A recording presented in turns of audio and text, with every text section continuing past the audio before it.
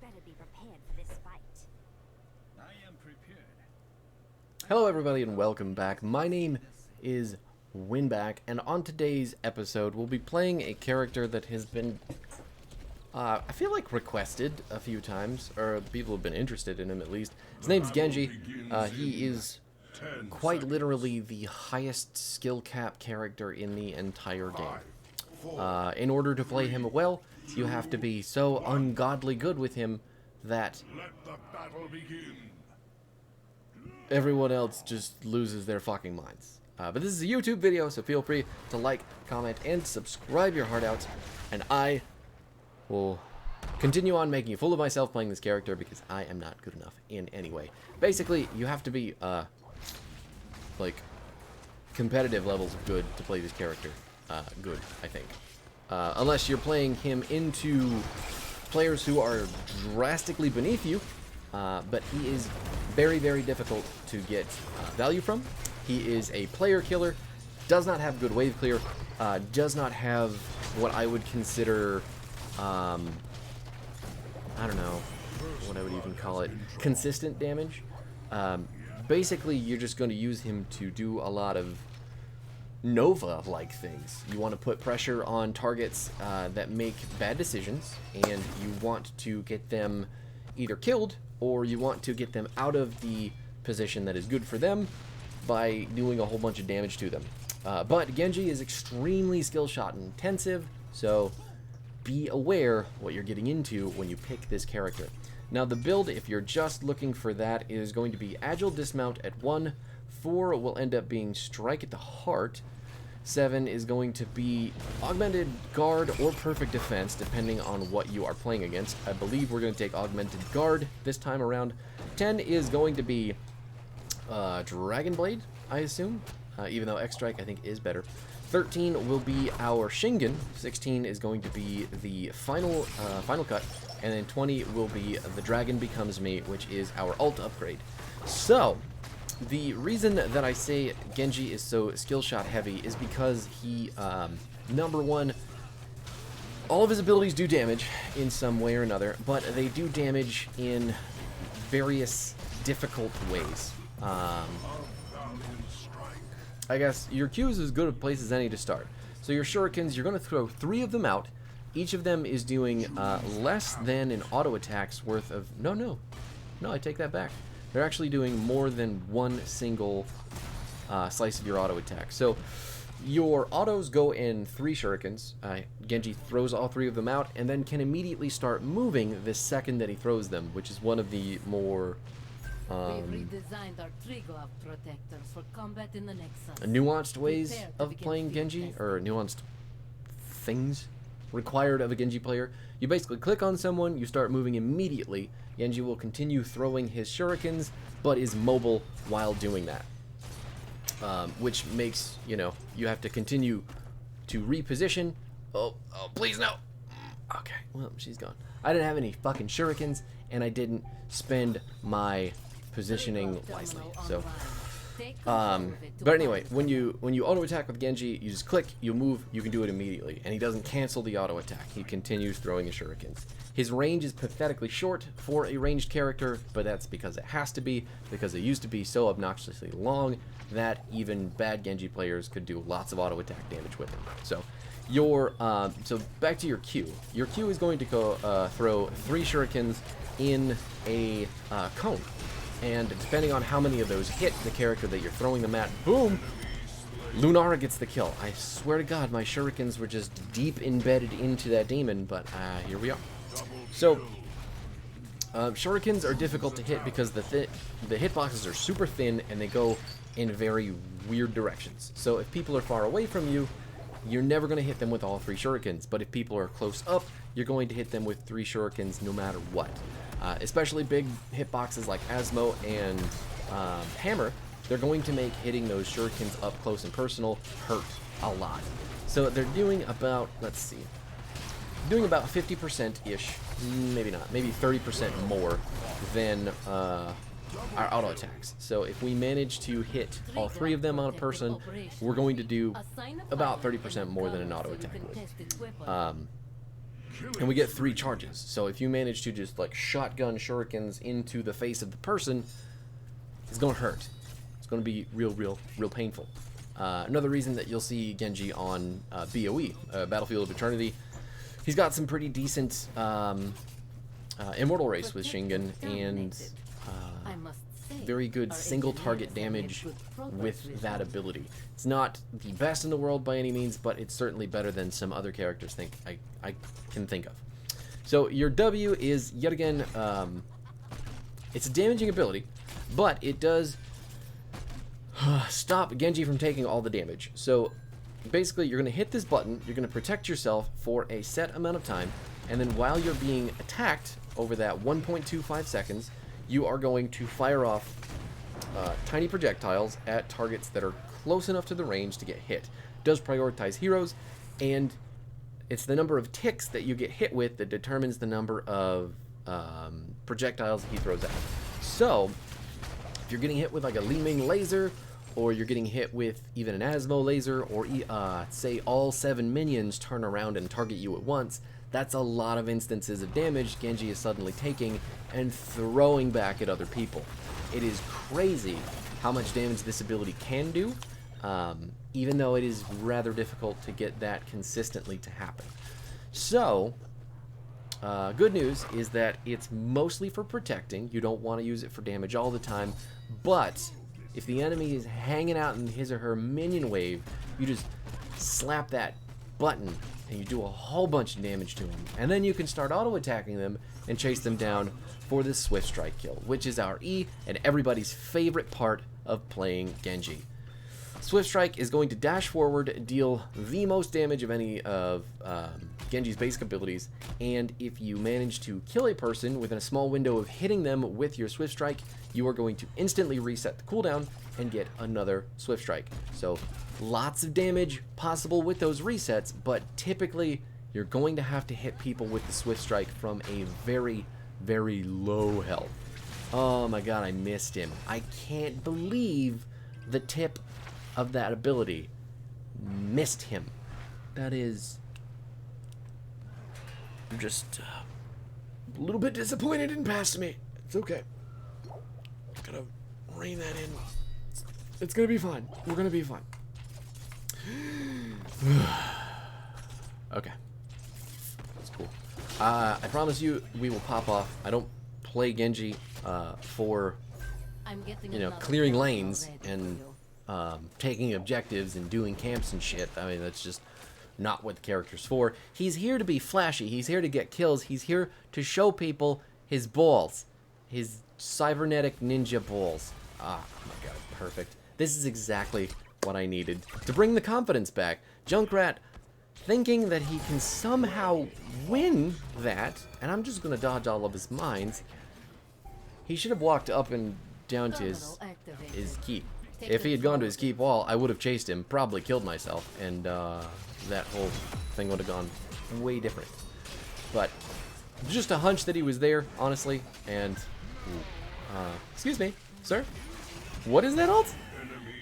What is that ult? I had to use the Dragon Blade to kill him, so I guess we'll trade weird ult casts between assassins, and we'll call it a day.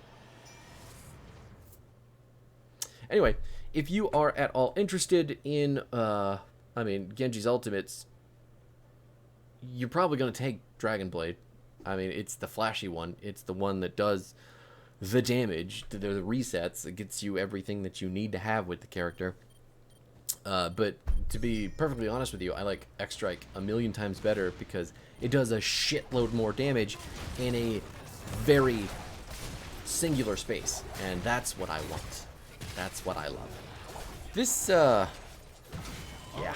that's the old strike at the heart damage, catching her on the back end. Finally got the hammer out of the way, so she's not going to be able to do anything on this point. Looks like Illidan's finally made his way back. We're 13 to 11, so I'm not super sure what the enemy team is doing up here. We've got the reset on our E, thankfully enough, and I used it way too soon on the Junkrat. Should have just been auto-attacking him and hitting him with the shurikens when he was sitting still like that, and then killed him with the E as he started running away. So try not to E in unless you really need to close a gap to hit some Shingans, specifically on characters like Asmo or Sergeant Hammer. In this case, it's good to E in on them and start the damage that way. But with characters like Junkrats, the Deckard, the Illidan, you want them nice and softened up before you start hitting them with the Swift Strike, because it's just fucking useless unless it's getting a reset on those characters. I'm a robot now, so we can't look at anything but that. Oh, we can talk about the talents, though. So at level 1, the reason we're taking Agile Dismount is because the reduced cooldown in your D means that you have more map presence. You can get up and down, side to side a lot faster, and you're going to have that button up more often. So, with all of that, Genji can gank more effectively. He can go to lanes that are farther apart and still be a surprise. So if you have ever watched a game of Heroes Hearth back in the HGC days play the Abraxas holdout, Genji would be used a lot because he could rotate between that top and bottom lane super fast with the Abathur hat on him and be crazy effective at ganking everything. So it's really, really cool that he's got the ability to do that. I think I'm going to lose this fort no matter what, but my health bar is not going to allow me to stay there and fight with the Sergeant Hammer. I really need my team to come down, but they don't seem to be interested. Hammer wasting her ult, thinking she's going to kill me, that I would be so bold as to back out in the middle of the lane. No thank you. Is that an Illidan doing a camp? That is an Illidan killing a Lunaro doing a camp. And now he's wasted all his cooldowns. His hammer is finally in range. I can hop over there in just a moment. I don't even need to, though, because Li Ming is just so ready to put her balls in these people's faces. It's just huge purple balls. I don't know if that's a medical condition or something that she needs to get checked on, but it's okay. Just gonna kill the fort real quick, zip out, jump into a Junkrat trap, and then I think we still managed to get hit by that Asmo ball, so it's pretty. It's not really pretty. It wasn't pretty at all. Now, the Augmented Guard is what we ended up taking at 7. The reason that we took this one is because the enemy team doesn't have a high tick rate of damage. So if you're playing into something like a Tracer or a Tychus or something like that, that's when you want to take Perfect Defense, because that's going to reduce the cooldown a lot on your W.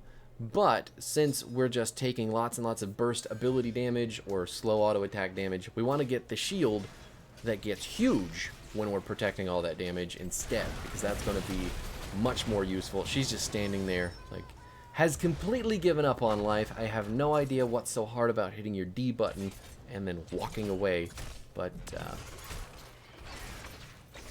I'm not playing Hammer this time either, so I guess that's something to think about.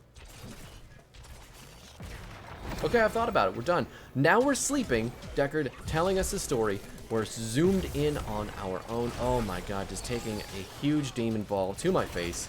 He's really upset about all the balls that we've been having Li Ming shoot out. Blocking as much damage as I can. I can't believe I got hit by that ball. Genji has a teeny tiny hitbox. So the fact that that still managed to hit me makes me pretty upset. And then the fact that my team left me to die, but still also got 2 kills, makes me less upset, but still, I'm dead, so I'm hurt. And my team is going to have to, you know, regain my confidence, because trust issues are forming. Trust issues are definitely forming in this game.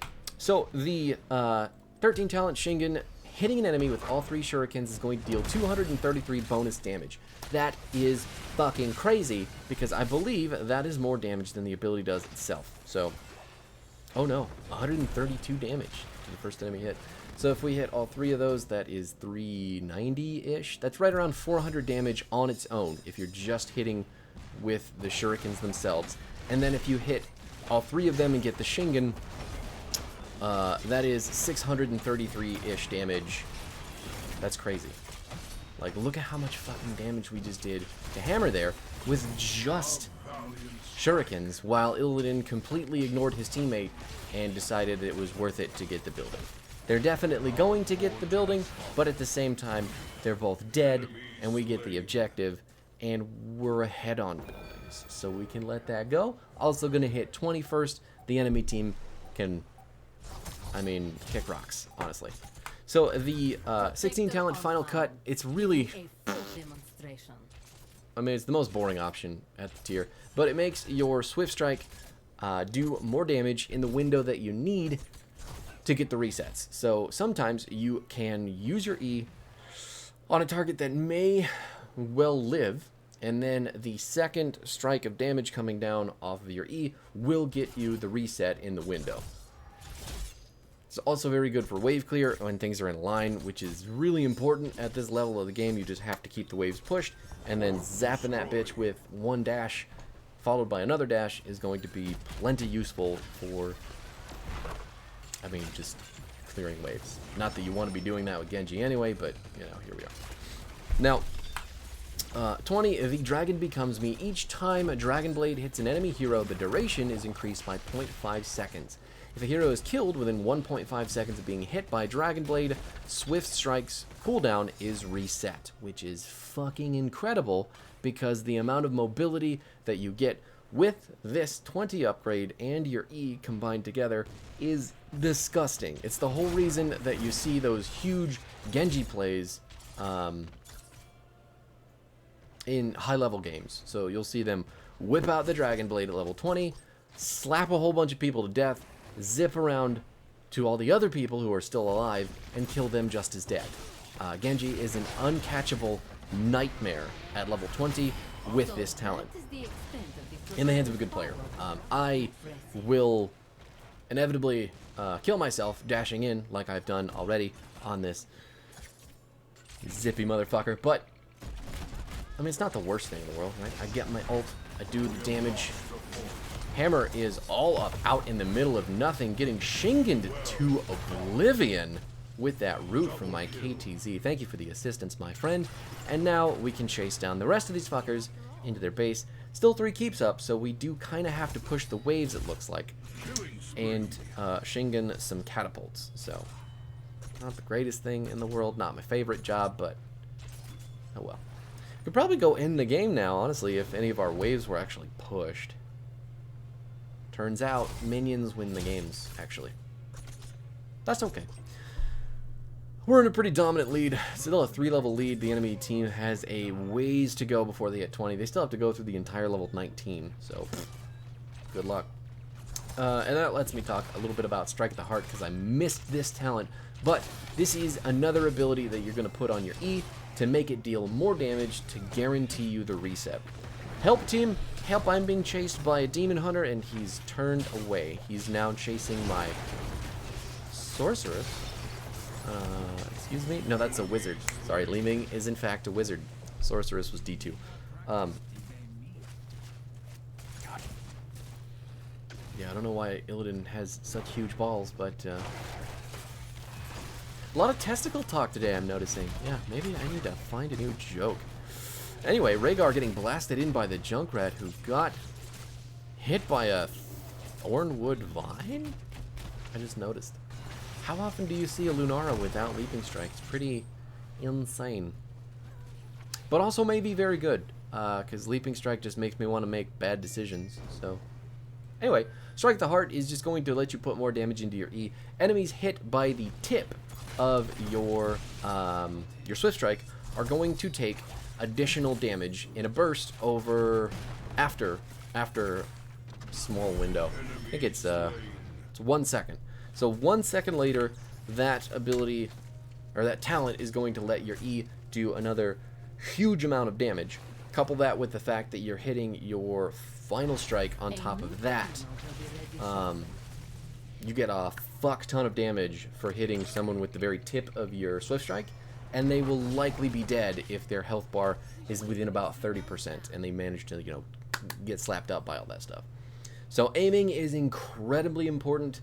Hitting with the right range of your skill shots, super important. and then managing to hit your shurikens, all 3 on a single target. Again, ridiculously important. That is a huge amount of damage. Everybody's slowed, everybody's falling apart.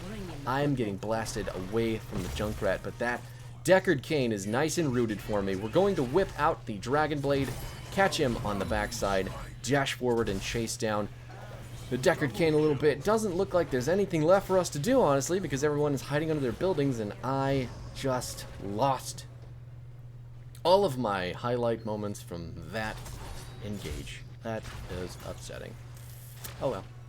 Just what happens when your team is way better than the enemy team.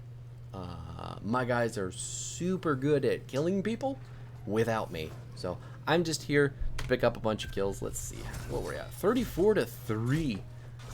12-1.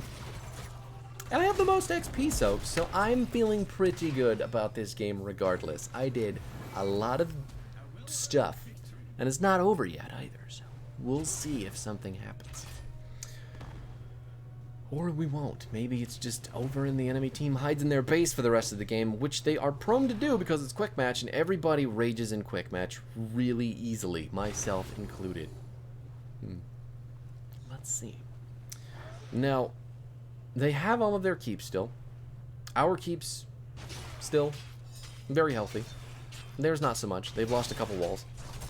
And now, looks like Illidan is going to take it upon himself to be the split-pushing demon nightmare that his team truly needs him to be. But my team, feeling like this is the moment to rotate and stop the split push, he's going to take so much damage from that. My god.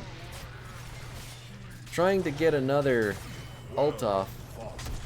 I would have used that to escape, but I think the Illidan kind of has poo brain at this point, and he has given up on life.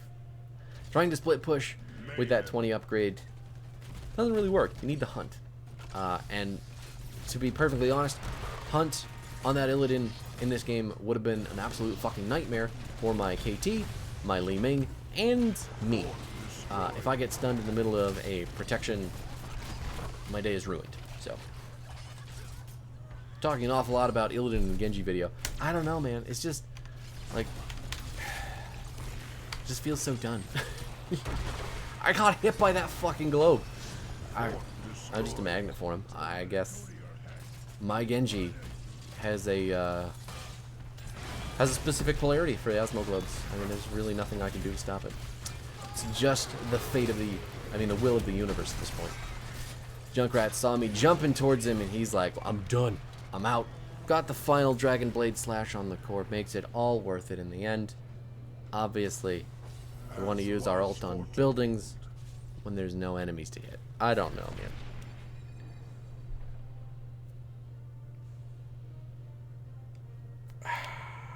man. Yeah, you deserve it. You deserve it. You did good. You did the deer thing. You soaked it up. I didn't even make it on the board, so I don't know what I'm talking about, apparently. Oh, he beat me in soak, too. I almost had as much as he did. Something about killing minions at the end of the game there just felt wrong. Anyway, 13-1 ending the game.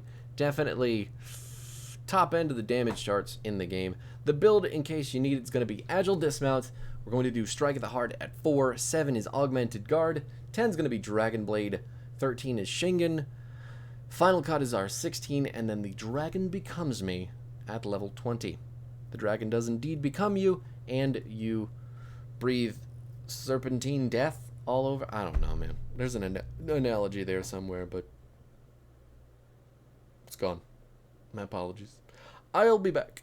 Yeah, I'll be back next week. We'll start with Greymane, the 100% easiest to learn. Well, maybe not easiest. Second easiest to learn ranged assassin in the entire game, and we'll have some fun using the bullets, going for the throats. Slicing people up as a werewolf is never not a good time. So I'll see you there. Peace out. GG's.